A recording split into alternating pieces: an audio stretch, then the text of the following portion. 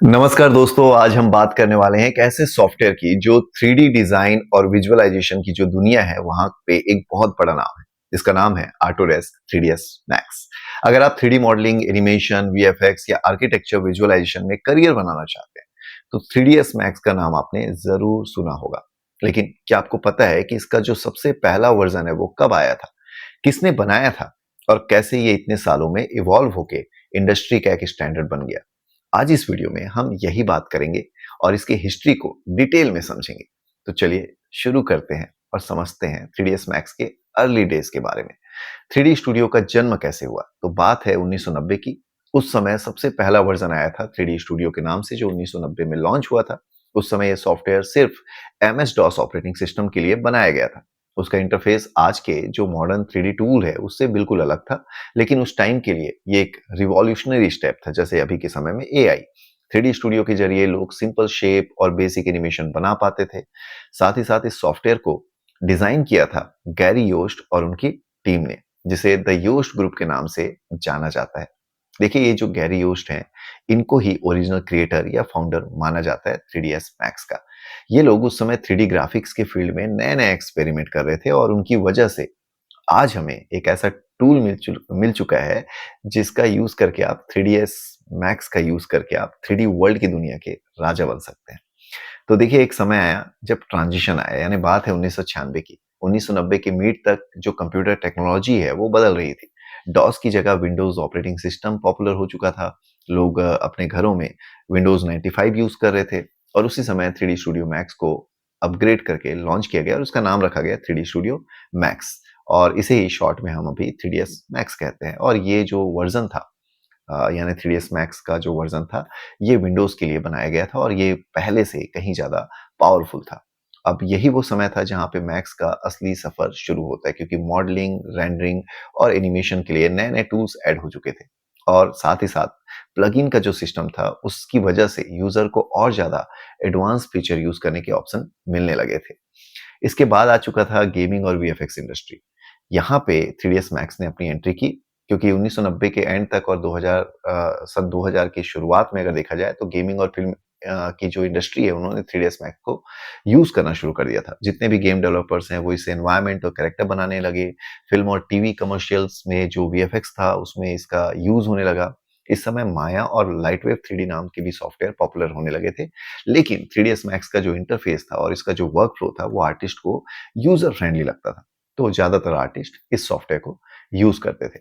फिर architecture visualisation का समय आया और 3ds मैक्स इसमें राजा बन गया। 2000 के बाद एक नया ट्रेंड आया आर्किटेक्चर विजुअलाइजेशन का। रियल एस्टेट और कंस्ट्रक्शन के जो इंडस्ट्री पे जो लोग थे वो अपने क्लाइंट को अपना प्रोजेक्ट बनाने से पहले 3D में दिखाना चाहते थे। यहाँ 3ds मैक्स ने अपना सबसे बड़ा छाप छोड़ा। फोटो रियलिस्टिक रेंडरिंग के लिए वीरे आ चुका था और बाद में कोरोना रेंडर जैसा प्लगइन भी यूज किया जाने लगा। इस वजह से 3ds मैक्स जो है वो आर्किटेक्ट और इंटीरियर डिजाइनर्स के लिए अगर देखा जाए तो फर्स्ट चॉइस बन चुका था।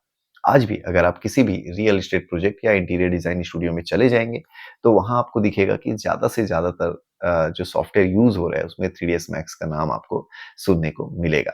तो इस तरीके से इवोल्यूशन होता गया। प्लगइन्स जैसा पावर जो है वो 3ds मैक्स को मिलने लगा और यही जो प्लगइन्स है वो इसका स्ट्रेंथ बन गया। जैसे कि forest pack, rail clone, Phoenix FD, ऐसे कई सारे टूल्स आने लगे और 3ds मैक्स और ज्यादा पावरफुल हो गया, क्योंकि इसकी वजह से आप ट्रीज वगैरह बना सकते हैं, क्राउड सिमुलेशन कर सकते हैं, फायर स्मोक बना सकते हैं, फर डिजाइन कर सकते हैं और भी ऐसे कई सारे फीचर्स आपको 3ds मैक्स में मिल जाते हैं। तो 3ds मैक्स जो है इसका यूज करके अभी के समय में वीएफएक्स पे भी बहुत ज्यादा पावरफुल वर्क किया जा रहा है।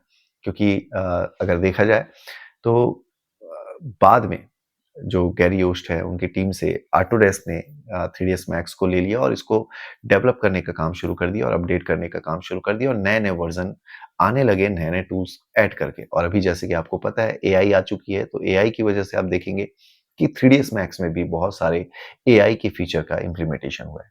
अब एक समय ये भी आया था जब ब्लेंडर और माया का चैलेंज 3ds मैक्स को फेस करना पड़ेगा, क्योंकि ये जो ब्लेंडर है ये फ्री था और माया जो है ये फिल्म और एनिमेशन स्टूडियो में पॉपुलर होने लगा था। अब सिंपल है, ब्लेंडर जो है वो जब फ्री था तो जितने भी फ्री यूजर्स कम्युनिटी हैं उन्होंने ब्लेंडर यूज करना शुरू कर दिया और ऐसे समय में भी 3ds मैक्स जो है वो आर्किटेक्चर, विजुअलाइजेशन और प्रोडक्ट डिजाइन इंडस्ट्री में पॉपुलर होने लगा, क्योंकि इस सॉफ्टवेयर पे जो टूल्स अवेलेबल थे वो और किसी अदर एप्लीकेशन पे नहीं मिल रहे थे। और अभी के समय में आप जानते हैं एआई आ चुका है और रियल टाइम रेंडरिंग चाहते हैं लोग। तो ऐसे समय में भी अब अनरियल इंजन है, यूनिटी है और ऐसे टूल्स के साथ आप 3ds मैक्स को कोलैब करते हैं, मिक्स करते हैं और आप देखेंगे कि 3ds मैक्स का जो मॉडलिंग फीचर है और इसका जो डिटेलिंग का वर्क है, उसकी वजह से 3ds मैक्स जो है वो इन एप्लीकेशन के साथ कोलैब होकर के काम कर रहे हैं। इसमें आप अभी के समय में ऑटोमेटिक मटेरियल जनरेट कर पा रहे हैं, प्रोसीड्यूरल मॉडलिंग कर पा रहे हैं और रेंडर प्रीव्यू जो है उसको रियल टाइम में देख पा रहे हैं।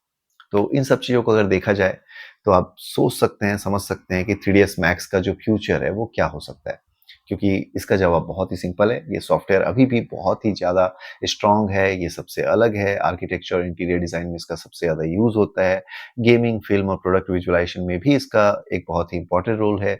एआई के आने के बाद इसमें बहुत सारे एआई के फीचर्स इम्प्लीमेंट होने लगे हैं और अब ये और ज़्यादा स्मार्ट होने लगा है। तो अगर आप चाहते हैं 3ds मैक्स को अच्छे से सीखना और इस फील्ड में ही अपना करियर बनाना, तो आप इस चैनल को सब्सक्राइब कर लें, क्योंकि इस चैनल पे मैं आपके लिए लेकर के आता रहूँगा 3ds मैक्स के कई सारे कंसेप्ट, कई सारे टूल्स का नॉलेज और कई सारे प्रैक्टिकल असाइनमेंट। तो अब मिलते हैं अगले वीडियो में, तब तक के लिए लेते रहें आप वीएफएक्स वाला ज्ञान। धन्यवाद।